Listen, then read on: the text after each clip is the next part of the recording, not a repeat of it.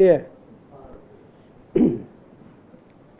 സംസ്ഥാനത്ത് തെരഞ്ഞെടുപ്പിൻ്റെ സായാഹ്നത്തിൽ മതപരമായ ഭിന്നിപ്പുണ്ടാക്കുക എന്നുള്ള സംഘപരിവാർ അജണ്ടയ്ക്ക് ബഹുമാന്യനായ മുഖ്യമന്ത്രി ശ്രീ പിണറായി വിജയനും കേരളത്തിലെ CPM-ഉം കൊടപിടിച്ചു കൊടുക്കുകയാണ്. മതപരമായ ഭിന്നിപ്പുണ്ടാക്കുക എന്നുള്ള ദുരുദ്ദേശത്തോടു കൂടി കേന്ദ്രമന്ത്രി ശ്രീ സുരേഷ് ഗോപിയും BJP നേതാവ് B. ഗോപാലകൃഷ്ണനും നടത്തിയ പരാമർശങ്ങളെക്കുറിച്ച് ഒരു കേസ് പോലും ഈ സർക്കാർ എടുത്തില്ല. ഒരു FIR പോലും രജിസ്റ്റർ ചെയ്തില്ല. ഒരു FIR പോലും. രാത്രി UDF-ൻ്റെ കോൺഗ്രസിൻ്റെ വനിതാ നേതാക്കൾ താമസിക്കുന്ന മുറിയിൽ കള്ളപ്പണം അന്വേഷിച്ച് രാത്രി 12:30-ക്ക് റെയ്ഡ് നടത്താൻ പോയ പോലീസിന് കേരളത്തിലെ BJP നേതാക്കൾ കേരളത്തിൽ മതപരമായ ഭിന്നിപ്പുണ്ടാക്കാൻ വേണ്ടിയുള്ള മനഃപൂർവ്വമായ ഉദ്ദേശത്തോടു കൂടി നടത്തിയ പരാമർശങ്ങളെക്കുറിച്ച് കേസെടുക്കാൻ പോലും കേരളത്തിലെ പോലീസ് തയ്യാറായില്ല എന്നത് ഏറ്റവും വലിയ ഉദാഹരണമാണ്. ചേലക്കരയിൽ കഴിഞ്ഞ ദിവസം വെള്ളത്തിന് തീപിടിപ്പിക്കുന്ന തരത്തിൽ മതപരമായ ഭിന്നിപ്പുണ്ടാക്കാൻ വേണ്ടിയിട്ടുള്ള ലഘുലേഖ BJP-യുടെ തൃശ്ശൂർ ജില്ലയിലെ ന്യൂനപക്ഷ മോർച്ച വിതരണം ചെയ്തു.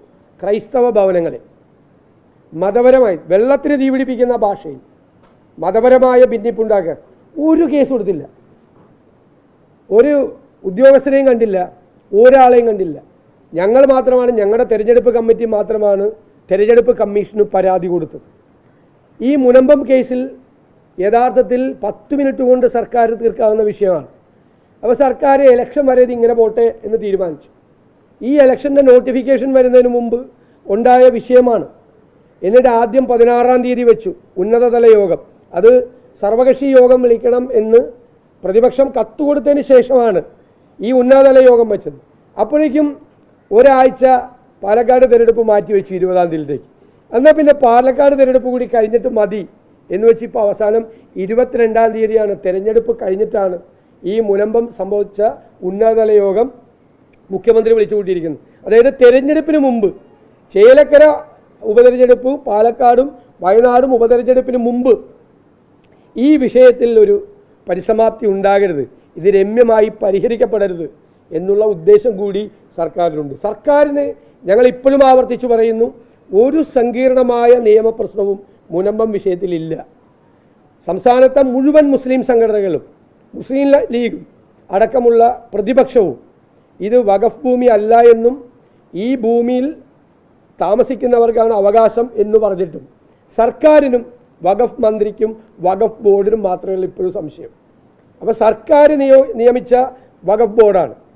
അവരിപ്പോഴും കുത്തിത്തിരിപ്പുണ്ടാക്കാൻ ശ്രമിക്കുകയാണ്.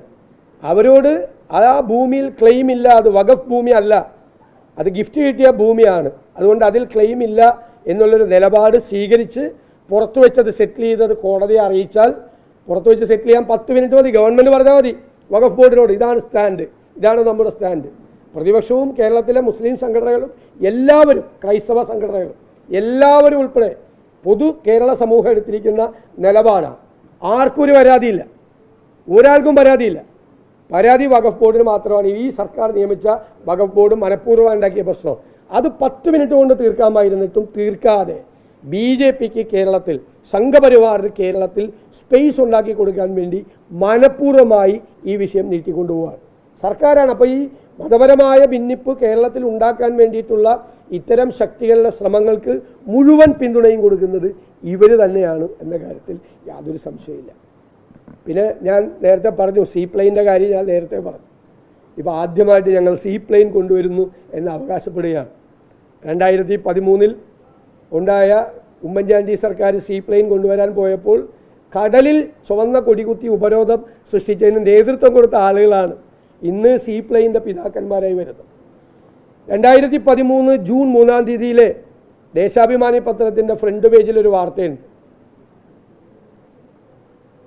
1,000,000 മത്സ്യത്തൊഴിലാളികളുടെ തൊഴിൽ റാഞ്ചാൻ ആണ് ഈ കടൽ വിമാനം എന്നാണ്. അതായത് ഈ സീപ്ലെയിൻ ഇറങ്ങിയാൽ കേരളത്തിൽ 25 ലക്ഷം മത്സ്യത്തൊഴിലാളികളുടെ 1/4 കോടി മത്സ്യത്തൊഴിലാളികളുടെ തൊഴിൽ നഷ്ടപ്പെടുമെന്നാണ് പറയുന്നത്. അത് പറഞ്ഞ ആളുകളാണ് 10 കൊല്ലം കഴിഞ്ഞപ്പോൾ അതേ പുഴയിൽ അതേ കായലിൽ ഈ സീപ്ലെയിൻ ഇറക്കാൻ പോകുന്നത്. എന്തൊരു വിരോധാഭാസം, പറഞ്ഞിട്ട് കാര്യമില്ല. വിഴിഞ്ഞം തുറമുഖം ഉമ്മൻചാണ്ടി കൊണ്ടുവന്ന കാലത്ത് 6000 കോടി രൂപയുടെ റിയൽ എസ്റ്റേറ്റ് ആണെന്ന് പറഞ്ഞ പാർട്ടി സെക്രട്ടറിയാണ് ഇപ്പോഴത്തെ മുഖ്യമന്ത്രി. എന്നിട്ട് വിഴിഞ്ഞത്ത് പോയി കപ്പൽ നോക്കി ആശ്വാസം കൊള്ളുകയും നെടുവീർപ്പിടുകയും ചെയ്യുന്ന മുഖ്യമന്ത്രിയാണ് അദ്ദേഹം. 6000 കോടി രൂപയുടെ റിയൽ എസ്റ്റേറ്റ് പദ്ധതി. ഇതെല്ലാം ഇതിൻ്റെ ആവർത്തനം മാത്രമാണ്. ഈ വികസന വാദം ക്ലെയിം ഉന്നയിക്കുന്നതിന്, അവകാശവാദം ഉന്നയിക്കുന്നതിനെ കുറിച്ചാണ് ഒന്ന് സൂചിപ്പിച്ചത് മാത്രമേ.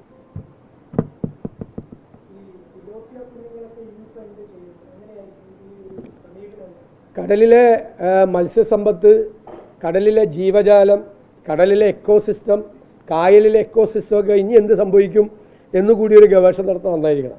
അന്നത്തെ ഇവരുടെ എല്ലാവരുടെയും പ്രസംഗങ്ങൾ, ഇവരുടെ പ്രസ്താവനകൾ എല്ലാം റീപ്രൊഡ്യൂസ് ചെയ്തൊരു പുസ്തകമാക്കിയാൽ അതൊരു അമൂല്യ സമ്പത്തായിരിക്കും. അല്ല, ഞങ്ങളത് കൊണ്ടുവന്നല്ലേ, ഞങ്ങൾ കൊണ്ടുവന്ന സമയത്തല്ലേ ഇതെല്ലാം പറഞ്ഞത്. അവരുമായി ചർച്ച ചെയ്ത് രമ്യമായ ഒരു പരിഹാരമുണ്ടാക്കി തീർക്കേണ്ടതിന് പകരം അന്ന് അത് നടപ്പാക്കാൻ സമ്മതിച്ചില്ല. ഇന്നിപ്പോൾ ഒരു നാണവുമില്ലാതെ, അങ്ങനെ തന്നെ ഞാൻ പറയും, അടിവരയിട്ട് ആ പ്ലെയിനിൽ കയറി കൈവീശി കാണിക്കുകയാണ് മന്ത്രിമാർ. മനുഷ്യനായ നാണം വേണ്ടേ? കൈവീശി കാണിക്കുകയാണ് അതിൻ്റെ അകത്ത് കയറിയിരുന്നിട്ട്. ഈ കടലിൽ ഉപരോധം ഉണ്ടാക്കിയ ആളുകളാണ്, എന്നിട്ട് കൈവീശി കാണിക്കുക. അതായിക്കോട്ടെ, ഓരോരുത്തരുടെ തൊലിക്കെട്ടിയെന്നല്ലാതെ എന്താ പറയുന്നത്.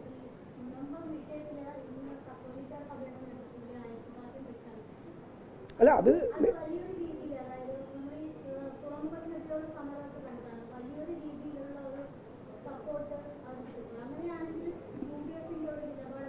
UDF വളരെ കൃത്യമായ നിലപാടെടുത്തിട്ടുണ്ട്. ഞങ്ങളുടെ നിലപാട് അത് വഖഫ് ഭൂമിയല്ല. 3 കാരണങ്ങൾ കൊണ്ട്. ഒന്ന്, വഖഫ് ആക്കി എന്ന് പറയുന്ന സമയത്ത് അവിടെ ആളുകൾ താമസിക്കുന്നുണ്ട്. ആളുകൾ താമസിക്കുന്ന ഭൂമി വഖഫാക്കാൻ പറ്റില്ല. 2, ഈ എഗ്രിമെൻറ്റിൽ ഒരു കരാറുണ്ട്. ഫറൂഖ് കോളേജ് മാനേജ്മെൻറ്റ് ഇന്ന ആവശ്യത്തിന് വേണ്ടി അത് ഉപയോഗിച്ചില്ലെങ്കിൽ തിരിച്ചു കൊടുക്കുമെന്ന്. വഖഫിൽ ഒരിക്കലും ഇങ്ങനെ കണ്ടീഷൻ വയ്ക്കില്ല. വഖഫ് പെർമനൻറ്റ് ഡെഡിക്കേഷനാണ്. 3, ഫറൂഖ് കോളേജ് മാനേജ്മെൻറ്റ് പറഞ്ഞിട്ടുണ്ട് അവർക്ക് പണം, അവരുടെ കയ്യിൽ നിന്ന് പണം വാങ്ങിച്ച് ഞങ്ങൾ അവർക്ക് കൊടുത്താണ്. ഇത് ഗിഫ്റ്റ് ഭൂമിയാണ്, ഇത് വഖഫല്ല എന്ന് ഫറൂഖ് കോളേജ് മാനേജ്മെൻറ്റ് പറഞ്ഞിട്ടുണ്ട്. ഇതും 3 അത് വഖഫല്ല എന്നുള്ള നിലപാടെടുക്കാൻ ഞങ്ങൾക്ക് മനസ്സിലായി. അതുകൊണ്ടാണ് ഈ Nisar commission report Achuthanandan government കാലത്ത് വന്നിട്ട് പിന്നീട് വന്ന UDF സർക്കാർ ഒരു നടപടിയും ഈ ഭൂമിയിൽ സ്വീകരിച്ചില്ല. ഈ ഭൂമി വഖഫല്ല എന്നുള്ള നിലപാടാണ് അന്നത്തെ വഖഫ് ബോർഡ് ചെയർമാന്മാരെടുത്തത്. കാശ് കൊടുത്ത് മേടിച്ച ഭൂമി വഖഫാണെന്ന് പറയുന്നത് അനിസ്ലാമികമാണെന്നാണ് അന്നത്തെ വഖഫ് ബോർഡ് ചെയർമാൻ UDFൻ്റെ കാലത്ത് പറഞ്ഞത്. അത് കഴിഞ്ഞിട്ട് ഈ വഖഫ് ബോർഡ് വന്നപ്പോഴാണ്, ഈ 2021 ഇവർ ക്യാബിനറ്റ് തീരുമാനമെടുത്ത് വഖഫിനോട് ഇത് ആവശ്യപ്പെട്ട് ഈ റവന്യൂ അതോറിറ്റീസിനോട് ഒരു കാരണവശാലും ടാക്സ് സ്വീകരിക്കരുത് എന്ന ഉത്തരവ് കൊടുത്തത് ഈ ഗവൺമെൻറ്റാണ്. ഈ ഗവൺമെൻറ്റിൻ്റെ കീഴിലുള്ള വഖഫാണ്.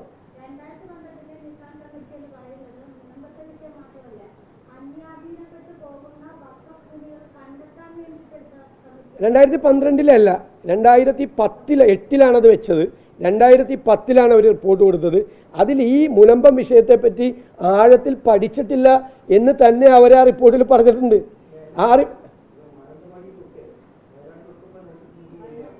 അല്ല, ഞാൻ പറഞ്ഞത് ഈ ഇപ്പോൾ കർണാടകയിൽ കർഷകർക്ക് വഖഫ് ഭൂമി ഇത് കൊടുത്ത സമയത്ത് അത് പിൻവലിക്കാൻ വേണ്ടിയിട്ടുള്ള തീരുമാനം സിദ്ധരാമയ്യ ഗവൺമെൻറ് എടുത്തു. മനസ്സിലായില്ലേ? അപ്പോൾ ഇതിപ്പോൾ ഈ വഖഫ് ബോർഡ് എന്നിട്ട് ഗവൺമെൻറ് രണ്ടാമത് പിൻവലിച്ചു കഴിഞ്ഞപ്പോൾ വീണ്ടും കൊണ്ട് ഒരാൾ സ്റ്റേ കൊടുത്തു. ആ സ്റ്റേ കൊടുത്ത ആളാരാണെന്ന് നിങ്ങൾ അന്വേഷിച്ചാൽ ഇവർക്കൊക്കെ തന്നെ വേണ്ടപ്പെട്ട ആളാണ്. ഈ സർക്കാർ കുത്തിപ്പൊക്കിയ വിഷയമാണിത്. ഒരാവശ്യമില്ലാതെ കുത്തിപ്പൊക്കിയ വിഷയമാണ്. അത് കേരളത്തിൽ ക്രൈസ്തവരും ഇസ്ലാം മത വിശ്വാസികളും തമ്മിലുള്ള ഒരു ഭിന്നിപ്പുണ്ടാക്കുന്നതിനുള്ളൊരു കാരണമാക്കി സംഘപരിവാർ ശക്തികൾ മാറ്റുക. അതിനുള്ള എല്ലാ പിന്തുണയും സർക്കാർ ചെയ്തു കൊടുക്കുകയാണ്. രമ്യമായ പരിഹാരം ഉണ്ടാക്കാൻ സർക്കാരിന് കഴിയും. ഞങ്ങൾ നിയമപരമായ മുഴുവൻ രേഖകളും പരിശോധിച്ചിട്ടാണ് ഈ നിലപാടെടുത്തത്. ഞങ്ങൾ തന്നെയാണ് മുസ്ലിം സംഘടനകളുമായി ബന്ധപ്പെട്ട് അവരുടെ യോഗം മുസ്ലിം ലീഗിൻ്റെ നേതൃത്വത്തിൽ വിളിച്ചു കൂട്ടി ഇങ്ങനൊരു തീരുമാനം എടുത്തതും ആ തീരുമാനം അറിയിച്ചതും. ഒറ്റ മുസ്ലിം സംഘടനകളും ഈ ഭൂമി അവിടെ ക്ലെയിം ചെയ്യുന്നില്ല. ഒരാളെ പോലും ഇറക്കി വിടരുത് എന്നുള്ളൊരു തീരുമാനം. പിന്നെ എങ്ങനെയാണ് ഇതൊരു ഇസ്ലാം ക്രൈസ്തവ വിഷയമാക്കി അത് മാറ്റേണ്ട ആവശ്യം എന്താണ്? അവിടെയാണ് പ്രശ്നം.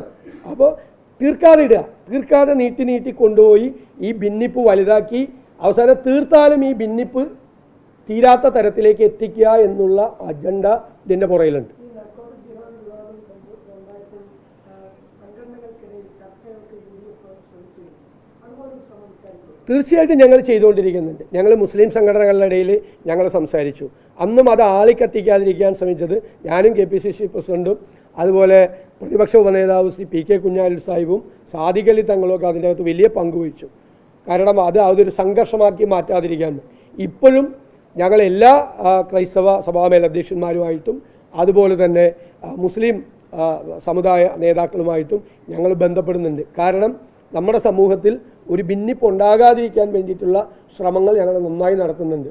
അത് ശ്രീ സാദിഖ് അലി തങ്ങളും കുഞ്ഞാലിക്കുട്ടി സാഹിബും നടത്തിയ ശ്രമങ്ങളെ ഞാൻ പ്രത്യേകമായി അഭിനന്ദിക്കുന്നു. അവരാണ് മുസ്ലിം സംഘടനകളുടെ യോഗം വിളിച്ചു ചേർത്ത് ഇങ്ങനൊരു തീരുമാനം എടുപ്പിച്ചത്.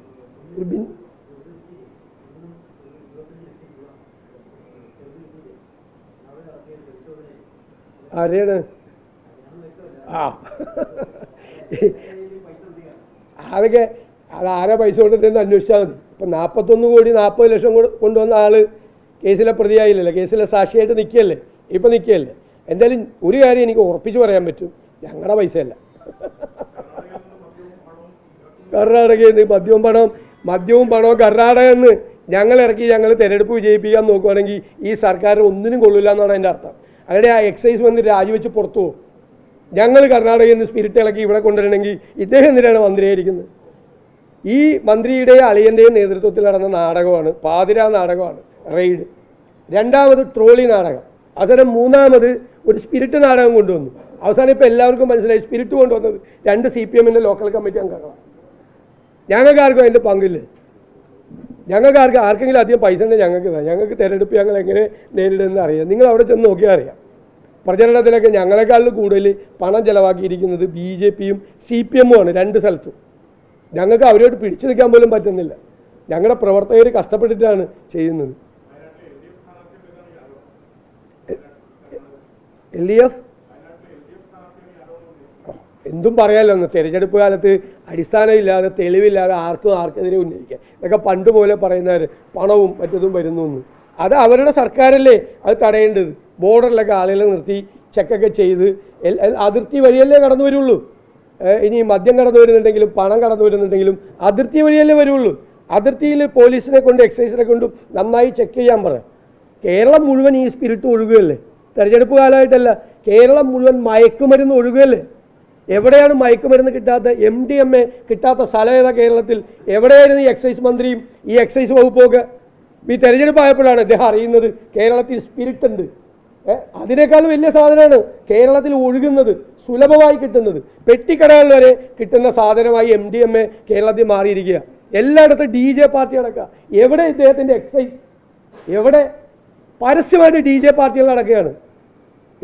ഈ ഡ്രഗ്സ് വെച്ചുകൊണ്ട് പരസ്യമായി വലിയ ഹോട്ടലുകളിൽ എല്ലായിടത്തും സോഷ്യൽ മീഡിയയിൽ ഇൻവിറ്റേഷൻ കൊടുത്ത് MDMA പാർട്ടി വയ്ക്കുകയാണ്. അവിടെ നേരമില്ലാത്തവരാണ് ഇപ്പോൾ തെരഞ്ഞെടുപ്പിൽ സ്പിരിറ്റ് ഒഴിക്കുക എന്ന് പറയുന്നത് നാടകമായിട്ട് വരുന്നത്. അതൊക്കെ എല്ലാ നാടകവും പൊളിഞ്ഞു പോയി ഈ തെരഞ്ഞെടുപ്പിൽ. ഇതിൻ്റെ അകത്ത് വളരെ ഗൗരവതരമായ കാര്യം, ഉദ്യോഗസ്ഥരുടെ ഇടയിൽ നടക്കുന്ന ഈ കൂട്ടയടി സർക്കാർ അറിഞ്ഞുകൊണ്ടാണോ അറിയാതെയാണോ എന്ന് വ്യക്തമാക്കണം. ഒന്ന്, 2 ഗ്രൂപ്പ് ഉണ്ടാക്കി IASകാരുടെ ഇടയിൽ. ഒരേ സംഘം തന്നെ, ഒരേ ആളുകൾ തന്നെ ഹിന്ദു ഗ്രൂപ്പും ഉണ്ടാക്കി, മുസ്ലിം ഗ്രൂപ്പും ഉണ്ടാക്കി. ഒരേ ആളുകൾ തന്നെ. അവർക്കെതിരെ എന്ത് നടപടി സ്വീകരിച്ചു? എന്ത് നടപടിയാണ് സ്വീകരിച്ചത്? ഈ മുസ്ലിം ഗ്രൂപ്പ് ഉണ്ടാക്കി കഴിഞ്ഞപ്പോൾ ശ്രീമതി അദീല അബ്ദുള്ള എന്തിനാണ് ഇങ്ങനെ ഒരു ഗ്രൂപ്പ് ഉണ്ടാക്കുന്നതെന്ന് ചോദിച്ചപ്പോൾ അത് മുകളിൽ നിന്നുള്ള നിർദ്ദേശം കൊണ്ടാണെന്ന് പറഞ്ഞു. ഞാൻ നേരത്തെ പറഞ്ഞതിൽ അവസാനിപ്പിക്കുകയാണ് ഈ ചോദ്യത്തോടുകൂടി. കേരളത്തിൽ മതപരമായൊരു ഭിന്നിപ്പുണ്ടാക്കാൻ സംഘപരിവാർ ശ്രമിക്കുമ്പോൾ ഈ സർക്കാർ CPM അതിന് കുട പിടിച്ചു കൊടുക്കുകയാണ്. IASകാരുടെ ഇടയിൽ പോലും ഈ മതപരമായ ഭിന്നിപ്പുണ്ടാക്കാൻ നോക്കുകയാണ്. അവർ മതപരമായിട്ട് സംഘടിച്ചതല്ല, മതപരമായിട്ടൊരു ഭിന്നിപ്പുണ്ടാക്കാൻ ഏതോ ഒരു കോണിൽ നിന്ന് ഏതോ ഒരു കേന്ദ്രത്തിൽ നിന്ന് ഡയറക്ഷൻ കൊടുത്തതിൻ്റെ അടിസ്ഥാനത്തിലാണ് ഈ 2 ഗ്രൂപ്പും ഉണ്ടാക്കിയിരിക്കുന്നത്. ആ വിഷയം തേച്ചുമാറ്റി കളയാൻ വേണ്ടിയിട്ടാണോ ഈ പ്രശാന്തിൻ്റെ വിഷയമെന്ന് എനിക്കറിയില്ല. ആ ഫയലെല്ലാം ഇപ്പോൾ കിട്ടിയെന്ന് പറയുന്നു. ഫയൽ എവിടെയായിരുന്നു? ഈ പ്രശാന്ത് എന്ന് പറയുന്ന IAS ഉദ്യോഗസ്ഥൻ ഒളിപ്പിച്ച ഫയലാണോ ഇപ്പോൾ കിട്ടിയത്? ഇദ്ദേഹം ഒളിപ്പിച്ച ഫയൽ എങ്ങനെയാണ് ഇപ്പോൾ അവിടെ കിട്ടിയത്? ഞാൻ കരുതുന്നത് ഈ ആദ്യത്തെ വിവാദം ഗൗരവമുള്ള വിവാദമാണ്. ഈ മതത്തിൻ്റെ പേരിൽ IAS ഉദ്യോഗസ്ഥരുടെ ഇടയിൽ ഇത് നാണക്കേടാന്ന് ആലോചിക്കണം. സർക്കാർ തലയിൽ മുണ്ടിട്ട് നടക്കണം. അപ്പോൾ പിന്നെ അത് പ്രശാന്ത് രാത്രി കൊണ്ട് വെച്ചാണോ? അപ്പോൾ പ്രശാന്ത് എന്ന് പറയുന്ന ഉദ്യോഗസ്ഥൻ രാത്രി കൊണ്ട് വെച്ചതാണോ? എനിക്ക് സംശയം. കാരണം മറ്റതിൻ്റെ ഗൗരവം ചോർത്തിക്കളയാൻ വേണ്ട. മറ്റത് ഗൗരവതരമായി അന്വേഷിക്കണം. വളരെ ഗൗരവതരമായി അന്വേഷിക്കണം. ആരുടെ നിർദ്ദേശപ്രകാരമാണ് ഒരു IAS ഉദ്യോഗസ്ഥൻ അല്ലെങ്കിൽ ഒന്നിലധികം IAS ഉദ്യോഗസ്ഥന്മാർ ഈ ഹിന്ദുക്കളുടെ പേരിലും ഇസ്ലാമിൻ്റെ പേരിലും പ്രത്യേക ഗ്രൂപ്പ് ഉണ്ടാക്കിയത്? ആരുടെ നിർദ്ദേശം അനുസരിച്ചാണ്? ആരാണ് അതിൻ്റെ പുറകിൽ എന്ന് അറിയണം. അല്ലാതെ ഒരു സസ്പെൻഷനിൽ അവസാനിക്കുന്ന കേസല്ല ഇത്. അല്ല, ഞാൻ പറഞ്ഞത് അത് അന്വേഷിക്കണം. ആ കേസ് ഇതും അതുമായിട്ട് ബന്ധമുണ്ട് എന്ന് ഞാൻ കരുതുന്നു. അതുകൊണ്ട് ഗൗരവതരമായി അത് അന്വേഷിക്കണം.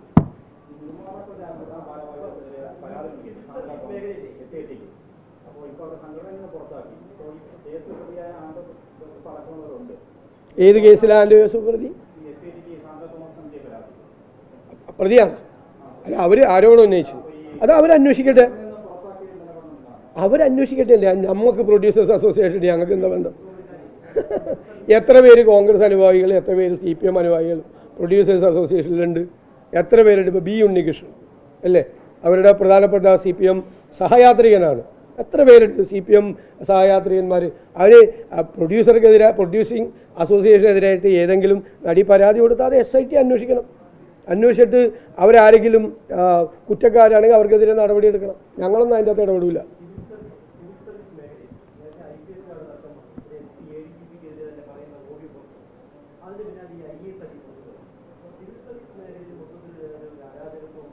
അതിനു മുമ്പ് തന്നെ പോലീസിൽ RSSൻ്റെ നുഴഞ്ഞുകയറ്റമാണ് എന്ന് ആരോപണം ഉന്നയിച്ചത് ആനി രാജയാണ്. അത് ആനി രാജയെ ഇവരെല്ലാവരും കൂടെ അപമാനിച്ചു വിട്ടു. ഇപ്പം സത്യമായല്ലോ. ഇപ്പോൾ പോലീസിൽ മാത്രമല്ല, IPSൽ മാത്രമല്ല, IPS ഉദ്യോഗസ്ഥർ എന്തൊക്കെയാണ് പറഞ്ഞത് ഫോൺ സംഭാഷണത്തിൽ? എത്ര SP മാർക്കെതിരെ, എത്ര ഉദ്യോഗസ്ഥന്മാർക്കെതിരെ, അവരുടെ ബന്ധുക്കൾക്കെതിരെ ഗുരുതരമായ ആരോപണം ഉന്നയിച്ചത്. അതിപ്പോൾ IASലേക്കും കടന്നിരിക്കുന്നു.